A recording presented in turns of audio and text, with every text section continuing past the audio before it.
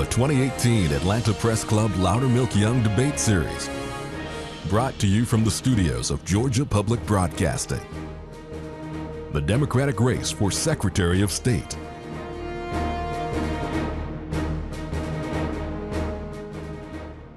Hello and welcome to the Atlanta Press Club Loudermilk Young Debate Series, originating from the studios of Georgia Public Broadcasting in Atlanta. I'm Dennis O'Hare, the local host of Morning Edition on 90.1 WABE, and this is the debate among the Democratic candidates for Secretary of State. So let's meet the candidates, and they are, in alphabetical order, John Barrow, who served as Georgia's 12th Congressional District Representatives in the U.S. House. From 2005 to 2015, he then taught classes at the University of Georgia. Dawkins-Haigler is an ordained minister and pastor, a college educator, community activist, and a political strategist. R.J. Hadley is Chief Deputy Tax Commissioner for Rockdale County, Georgia. He declined to participate in today's debate and, as you can see, is represented by an empty podium. Now let's meet our panelists. Giovanna Durpick is a political reporter with CBS 46, and Maggie Lee is a freelance reporter covering state politics in Georgia. And now let's get started. If you'd like to know the rules for today's debate, please visit the Atlanta Press Club website, atlantapressclub.org. To start the debate, each candidate will be asked one question by one of the panelists. Giovanna Durpick, you get the first question, and it goes to John Barrow. Thank you. Welcome, former Congressman John Barrow. Sir, you've brought the issue of gerrymandering to the forefront, but that's not what the role of the Secretary of State is all about. For people who believe that this is merely an entree for you back into politics and not really about managing Georgia's election system, what do you tell them? Well, first off, gerrymandering very much is an issue with a lot of people, and the Secretary of State has a very limited but very pointed role to play. The Secretary of State will be a necessary party in any litigation challenging the administration of an election on the grounds that it is an election being conducted with an unconstitutional partisan gerrymander. And I'm looking forward to being an advocate for gerrymandering reform at the judicial level. Clearly, though, the number one responsibility for the Secretary of State is to administer the elections in the districts as they're drawn. And that's why I think it's so important that we have election reforms that will address, for example, the deficiency of the DRE machines, the electronic voting machines we're using right now. I very much believe we need to decertify those machines and move to a modern paper ballot system. Those are things I would still have to work with the legislature on, though, because while the Secretary of State has lots of responsibility, it's not being used right now to address this issue, there still has to be a working relationship with the legislature. But gerrymandering is an important issue, and the Secretary of State will have something to say about it, even if he or she has no power over it. Maggie Lee, you may now ask a question to Dawkins-Haigler. Ms. Dawkins-Haigler, when you were in the legislature, you were one of the top signers on a bill that would have set up automatic voter registration when someone gets a driver's license. You sponsored a bill for same-day voter registration. Some states do things like that, but critics say it increases the chances of fraud, the increases of possibilities of multiple registrations, a lot of administrative problems. What makes those a good idea? How can you do that and avoid fraud? Thank you for your question. So in Georgia, it's very important that we make sure that all of our citizens have the access to the ballot. Voter fraud is very few and far between. The amount of cases that have been reported in those states that utilize same-day voter registration or automatic voter registration have seen minimal cases of voter fraud. And so one of the things that you can always do is make sure you put in processes that make sure that there's no duplication of names. Even here in Georgia, when people's names had little differences or similar differences, the same person, they eliminated them from the voter file. So what we need to make sure is that everyone in this state has access to the right to vote, because people bled and died for us to have that right. All right. Thank you. Now, that concludes the first portion of our debate. The candidates will now ask a question to an opponent of his or her own choice. Of course, there are only two, so it's pretty easy. R.J. Hadley declined to participate in the debate and is represented by an empty podium. So the candidates may still choose to pose their question to Mr. Hadley. Each candidate will have 30 seconds to ask the question. The candidate being asked will have 60 seconds to respond, and then the questioner will have 30 seconds for a rebuttal. And by random selection, D. Dawkins-Haigler, you may ask the first question. Thank you so much. Congressman Barrow, as Democrats, we don't have a litmus test. However, during your time in Congress, there were many decisions that you made, that you voted on, that would bring pause to us, such as voting against Obamacare and voting against sensible gun laws, as well as voting against the Dreamers Act. If you are elected to this position, how do we know that with a Republican-controlled legislator that you want placate to some of their demands as it relates to bogus claims of voter fraud?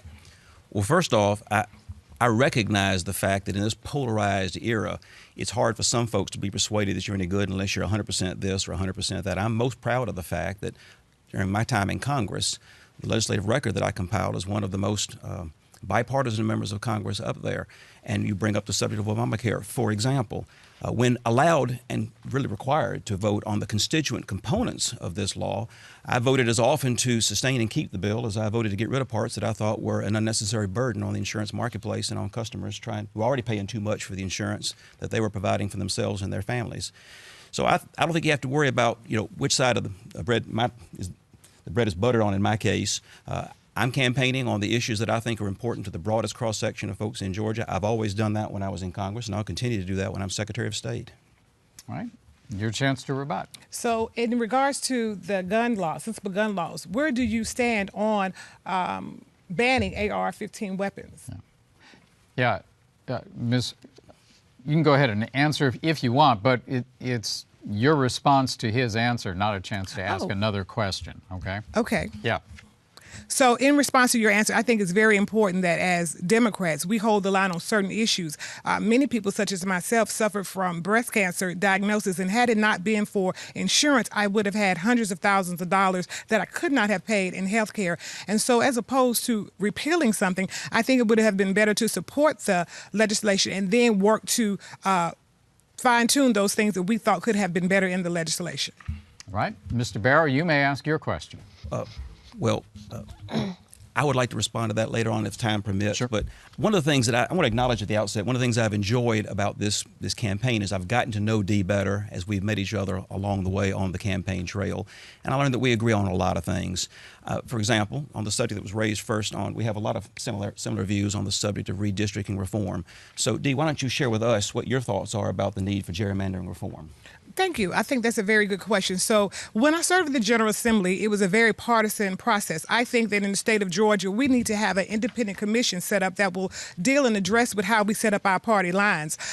Myself was gerrymandered in 2012 because we were pushed out into demographics that were not as pleasing for us as we would have liked. However, that is not necessarily a function of the Secretary of State. However, with my relationship with those who are in the General Assembly, I will continue to work with them. But the best thing that we need here in the state of Georgia is an independent commission that will work nonpartisan way to make sure that the lines are drawn up so that people are not packed in stagnant districts that will not benefit the common good, and that is the constituents of Georgia.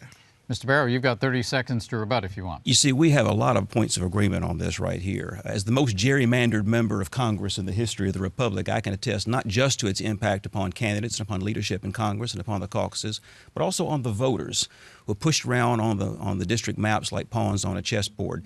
The main thing that gerrymandering does to this country is hollowing out the political center, and that's what we need to restore, and that's why, whether through the legislative front or on the judicial front, I'll be an advocate for gerrymandering reform. All right, thanks very much. And if you are just joining us, this is the debate between the Democratic candidates for Secretary of State. Now, R.J. Hadley, the third candidate, declined to participate and is represented by an empty podium.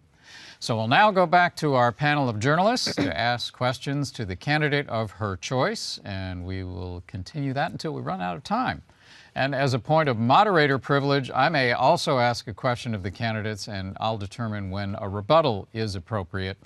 And Giovanna Durpick, you get the first question in this round. Thank you. Former State Representative D. Dawkins-Haigler. In the past, the watchdog website Atlanta Unfiltered discussed your alleged sloppiness when it came to campaign filing reports. Running the election system is something that's very detail-oriented. It requires meticulous attention to detail. What proof do you have that you would be a detail-oriented manager when it comes to tracking what's precious to many people, their vote? Thank you. That's a very good question. So first of all, Watchdog will put anything in there, so I consider that fake news. However, when I did look at some of the claims that they made as opposed to some of the filing reports and they're not being correct, when I went back to look into the system, they were actually correct. However, I will make sure as the Secretary of State that what we do is have a system that's set up that is organized and efficient. This is why you handle and hire good staff. I have a background in human resource management, and as a result, I will make sure that the people are put in place who can handle such a thing. And so Watchdog report again, it's kind of like a watchdog that just goes after people arbitrarily. And so people can get a little thrown off when they read what's put onto Watchdog. Right. Maggie Lee, your turn to ask a question. Sure, a question for Mr. Barrow. Georgia is reviewing its voting system. There's talk of maybe going to paper ballots the voter fills out by hand, or maybe going to a touch screen that gives the voter a paper receipt. There's a couple of options out there. What kind of voting system do you think Georgia should have? The first thing I think we need to acknowledge is that the current method where you record your votes on an electronic medium that cannot be read and understood with the naked eye is totally inadequate in this day and age. It was okay when they started in 2002, but these machines have long since outlived their shelf life and their reliability. They no longer meet the statutory criteria of reliability. I would decertify these machines in the manner already authorized by law to force us to go to the only other system that's authorized by our current law, and that's a paper ballot system that uses optical scanners. This utilizes technology to enhance the voting experience and also to enhance the ability to report on election results at the end of the day, but it does not surrender our votes to an electronic medium that cannot be read, cannot be counted, and cannot be recounted.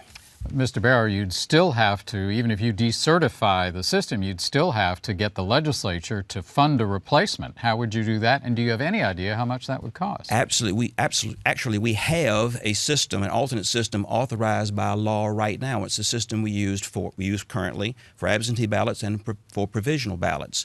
The only thing we'd have to do if you wanted to get early and timely results on election night is rent some more optical scanners. But those are the devices we use right now to count provisional ballots and absentee ballots, and we have some 600 of them in this state, a couple of thousand more that we could rent, and we could be able to get the results in a timely fashion, just like they do in the rest of the country. Okay. Giovanna Durpick, you have the next question. Mr. Barrow, do you know the process of how to go after those who violate elections law? Well, the process, thankfully, is not concentrated in the Office of Secretary of State. We have 159 different jurisdictions, 159 Solicitor Generals, lots of district attorneys. We have 159 sheriffs. The authority to enforce and to prosecute violations of those laws is not concentrated in just the Secretary of State's office. It's dispersed throughout the state political, legal, judicial system. And frankly, I think that's how it should be. I think it does require that we be attentive to folks who might be freelancing and doing things on a local option basis that might actually conflict with state mandates. And I think that's the primary responsibility of the Secretary of State's office, is to provide guidance and oversight for the 159 jurisdictions that are doing it on their own authority and accountable to their own local citizens. That really is our greatest safeguard against anyone hijacking the electoral system, not just in this state, but in this country. Maggie Lee, you get the next question. Sure, and because it's such a high-profile issue, I'd like to ask the same question to Ms. Dawkins-Haigler. What kind of voting system should we have? How about paper, barcodes, hand-filled ballots? What should we be doing? And so I concur. We do need to use a form of paper ballot mixed with electronic systems, and as he said, an optical scanner. I have been a proponent of that for years, and I've been talking about that across the state and country. I have worked on numerous task forces. I've done things with the Brenner Center for Justice, looking at ways that we can make our voting system here in Georgia more audible and verifiable. Because let's look at it. If someone has asked for a recount, they're going to get the same tallied votes that they received the day before, because you do not have an audible, verifiable trail that you can go back and count the votes. So we do need to get rid of the system that we currently have and upgrade it to a system that has paper ballots mixed with electronic devices such as optical scanning. Same follow-up to that, though. How much would it cost, and do you have any idea how long it would take to implement? We have elections all the time. Yes, we do. And so first thing we have to do, being that the Secretary of State only has a $134 million budget, is I would have to go to the General Assembly to ask them to go into appropriations and increase our spending for the Secretary of State's office. It's very key that we do that. And so the exact figure, I don't know what it would cost. However, I would have experts on my team that would be able to look at that and get that back to you. But I know we need to at least increase the budget by at least $25 million. Thank you very much. The next question comes from Giovanna Durpich. Thank you. Ms. Dawkins-Haigler, a good chunk of the job of Secretary of State deals with professional licensing and investigations. What have you done specifically in the fields of business regulation, and what is your experience with the investigation of scams? Yes, and that's a very good question. Thank you. So one of the things I want to do is make sure that when people go to get their professional licenses, that people respond in a quick manner. However, in the state of Georgia, no particular investigator is delegated to just one field. So you may have someone going out to do hairstylists on one day, funeral homes on another day, and nurses on another day. That is inefficient and ineffective, and so you can't have people scattered. People need to be abreast in subject matter expertise, and so as a Secretary of State and having a background in human resource management, that's a part of delegation. So you would delegate people to the positions they need to be in instead of arbitrarily just sending people out as they're needed on a day-to-day basis. And so it's very important that people are able to get their licenses. For instance, when barbers come into the state of Georgia from another state, they said that their thing could be pending, their license could be pending as long as 6 months. I think there should be some type of provisional license in place, not just for barbers, but for hairstylists and everyone else, because people want to get to work. We can't be the number one place to do business and the number one place to make it hard to get the work done. Just a quick follow-up. It sounds like you're talking about more investigators, more staff to cover the different fields. Again, where do you get the money for that, and how much would that cost? Can you get the legislature to approve that? I'm glad you asked that, because when people pay their professional license fees or even late fees, instead of that money coming to the Secretary of State's office to handle the business they need to do, it goes back into the general fund of the state. And so the general fund needs to really allocate that money back to the Secretary of State's office. That is why I would go to the legislature and ask them to increase the spending for the Secretary of State's office so that it may effectively do the job that it was set out to do. Next question comes from Maggie Lee. Sure, I'd like to ask this to Mr. Barrow. The Secretary of State's office, a lot of it is, frankly, administrative work, overseeing elections, administering professional licenses, investigating, possibly bogus charities. It's things that's not obviously partisan or policy driven, but this is a partisan office. How do you assure Georgians on both sides of the aisle that they can trust your election administration? This is a really sensitive area, but you have a D after your name. That is such a good question, because we do design this election to be chosen on a partisan basis. But I genuinely believe that one of the unwritten job descriptions for this position is that you have demonstrated a considerable amount of bipartisanship in your political dealings with others. I'm proud of the fact that after 10 years in Congress, I had the most bipartisan record of any member of Congress who was running for re-election when I left. That's how polarized that place had become. But I'd earned the reputation of someone who's willing to work with folks on both sides of the aisle without regard to their political affiliation to help them. I also have a little experience in helping some 700,000 people dealing with the bureaucracy, because that's how many folks I had in my congressional district. It's also how many folks are regulated by the Secretary of State's office. So as this is a constituent services job, I think it's good to have someone who's got a bipartisan record, but also has a demonstrated record of constituent services for a size population as large as 700,000. I certainly have that reputation. I earned it the hard way. Thank you very much. And that is all the time we have for questions, and each candidate will now have 60 seconds for a closing statement.